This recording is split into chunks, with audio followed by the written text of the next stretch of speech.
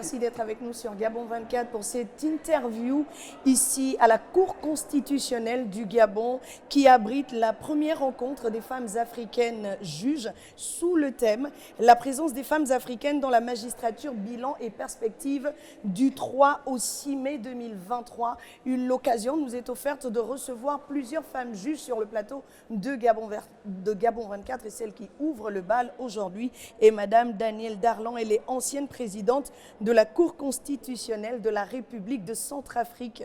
C'est un honneur de vous recevoir sur le plateau, loin de la Tauge. Merci beaucoup de me recevoir. Voilà, merci d'être ici. Vous participez à cette rencontre. Avant que de rentrer dans ce qui va constituer l'ossature même de notre échange, j'ai envie de brosser un petit portrait parce qu'à partir de celui-ci, nous comprendrons la femme de fer aux gants de velours comme surnommée par vos pères. Vous êtes née en 1952. Vous êtes la fille de Georges Darlan qui a été lui-même membre et président du conseil représentant de l'Oubangui-Chari. Je ne dis pas de bêtises jusqu'ici. De 1949 à 52, l'année de votre naissance. Vous avez fait des études de droit couronnées par un doctorat. Là aussi, nous sommes juste. L'addition de votre carrière combinée vous a conduit à la tête, n'est-ce pas, de la Cour constitutionnelle de la République de Centrafrique. Et à ce niveau-là, vous avez pris un certain nombre de réformes. Vous avez réformé le système constitutionnel de votre pays avec des décisions fortes qui n'ont pas souvent été comprises par vos pairs, mais qui vous ont valu ce surnom de main de fer dans un gant de velours. En d'autres termes, si vous vous décriviez, ça serait comment? Si je dois me décrire, pour moi, je ne suis pas une dame de fer. Je suis tout simplement une juriste, oui, profondément juriste. Vraiment, je peux dire jusqu'au bout des doigts, mais qui essaie simplement de faire son travail et de dire le droit quand il faut le dire et d'appliquer la loi. D'accord.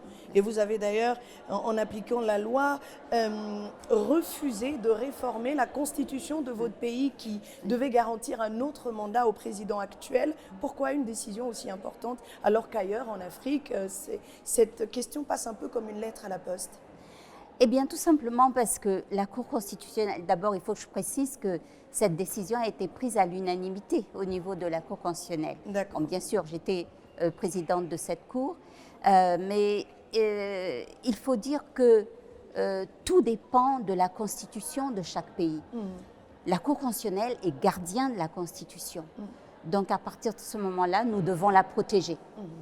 Et la Constitution centrafricaine interdit le troisième mandat, strictement. Il y a plusieurs verrous dans la Constitution et même dans le serment du président de la République, il a juré de ne pas modifier ni la durée ni le nombre des mandats.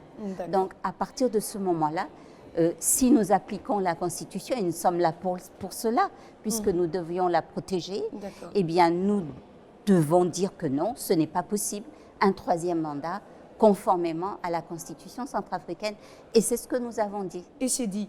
Merci beaucoup. Nous l'avons retenu également sur Gabon 24. Il y a que vous participez ici à Libreville à cette première rencontre des femmes juges. La pertinence de cette thématique, la présence des femmes juges africaines, quelle est la pertinence aujourd'hui en 2023?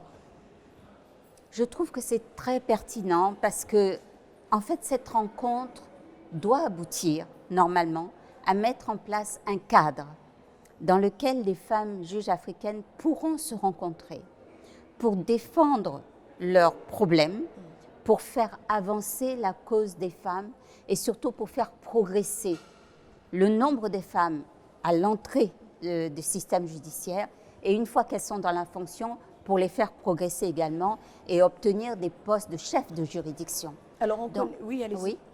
Donc, à partir de ce moment-là, il est très important que nous nous réunissions toutes, pour essayer de voir quels sont les obstacles qui gênent cette progression, qui gênent cette entrée, et à partir de ce moment-là, définir les objectifs et les actions que nous devons déterminer. Quels sont les obstacles aujourd'hui? Disons-nous les choses clairement.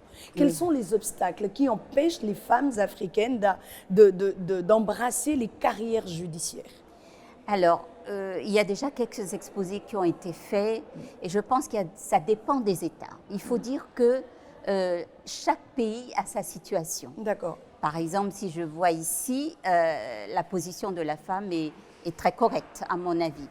Alors, moi, je pense que la première des conditions dans un pays, pour essayer de généraliser, la première des conditions qui est déterminante, c'est la volonté politique de promotion de la femme dans le pays. Et cette volonté politique vient, bien sûr, au plus haut niveau, c'est-à-dire d'abord du président de la République, et bien sûr des députés, puisqu'ils votent les lois, et aussi des femmes magistrats elles-mêmes lorsqu'elles appliquent la loi. Vous voyez, parce qu'il y a des discriminations envers les femmes. Mais est-ce que le problème de la femme en général, parce que on a tendance à écouter ce message qui dit que les femmes sont discriminées ci et là, mais est-ce que le problème de la femme en général n'est pas elle-même qui n'ose pas prendre le pas sur un certain nombre de choses? Est-ce que ce n'est pas le cas? C'est tout à fait vrai, mais pourquoi est-ce qu'elle n'ose pas prendre le pas? Et pourquoi? Il faut essayer de voir. C'est peut-être à cause de l'éducation qu'elle a reçue, à cause de la culture, les pesanteurs, voilà, la psychologie, les pesanteurs et tout, qui la conditionne un petit peu pour un certain nombre de tâches. Et à partir de ce moment-là, lorsque vous voulez la mettre dans des domaines qui sont réservés, je veux dire, qui ont été réservés aux hommes, eh bien, il est assez difficile. Et pour ça, il leur faut des exemples. Il faut des exemples, je pense, à ces femmes pour dire « Ah, c'est possible, d'accord, je mais peux vous y êtes arriver. » un exemple. Il y en a beaucoup d'autres. Je suis devenue un exemple. Il y a Marie-Madeleine Borancho du Gabon qui Bien est sûr. un autre exemple. Ça a été mon exemple Mais à moi. voilà qui a dit, vous Ça a avez... été mon exemple Alors, quand j'ai été... Pourquoi d'autres femmes ne marquent pas le pas comme vous? Vous savez, peut-être dans un autre pays, je n'aurais pas pu faire ce que j'ai pu. Obtenir un doctorat de droit. Peut-être il y a des pays où il est très difficile d'abord de pousser la femme dans les études au niveau supérieur. Or, pour être magistrat, il faut aller jusqu'au niveau supérieur. Moi, j'enseigne depuis des années et je vois que les femmes sont en nombre, les filles sont en nombre réduit énormément par rapport aux garçons que j'enseigne. Ça fait des années. Est-ce à dire que les métiers de la magistrature aujourd'hui sont des métiers de complaisance lorsqu'il s'agit des femmes?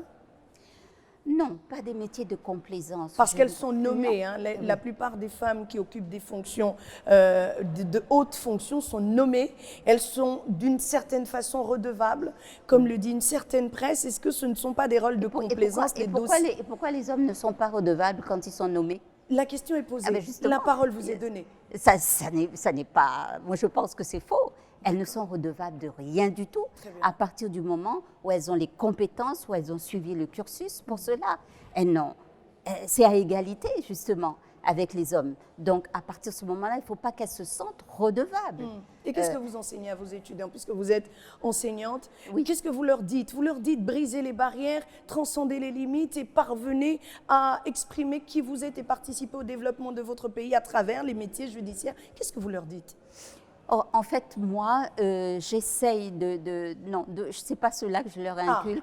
Je leur inculque le droit et de respecter certaines valeurs, notamment de respecter la loi, de garder son intégrité. Voilà, important. Et à partir de ce moment où vous respectez la loi, vous savez, il y a énormément de lois qui favorisent la promotion de la femme, mais elles ne sont pas appliquées. Et pourquoi? Alors, si on les appliquait, parce que justement, il y a souvent des blocages à l'application. Parfois, c'est des problèmes de moyens, mais très souvent, c'est des blocages qui sont au niveau de ceux qui se situent soit dans la société.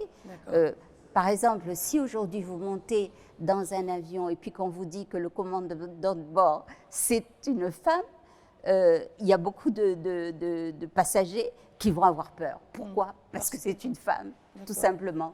Alors qu'elle a fait les mêmes études. Donc il faut changer tout cela. Et comment une rencontre comme celle de Libreville parviendra à lever tous ces verrous qui conditionnent la femme d'une certaine façon? On ne les lèvera peut-être pas tous, mais il y aura certainement un progrès parce que l'union fait la force.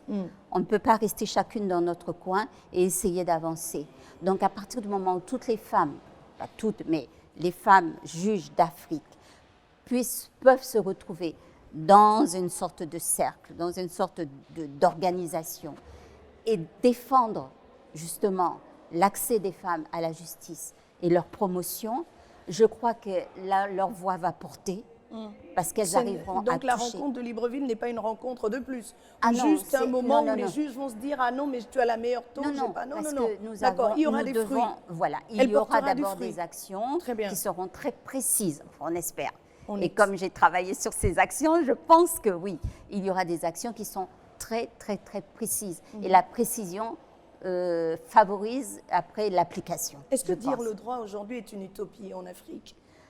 Ah, dire le droit, c'est extrêmement difficile.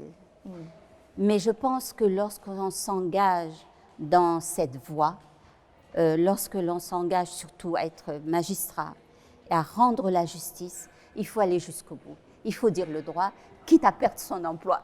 Voilà mais il faut dire le droit.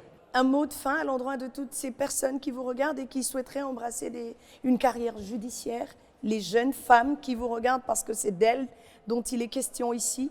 Oui, je leur dirais que c'est comme dans tout métier.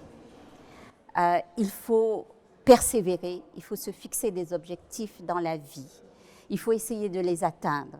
On peut tomber, mais il faut se relever et continuer jusqu'à atteindre les objectifs que l'on souhaite atteindre.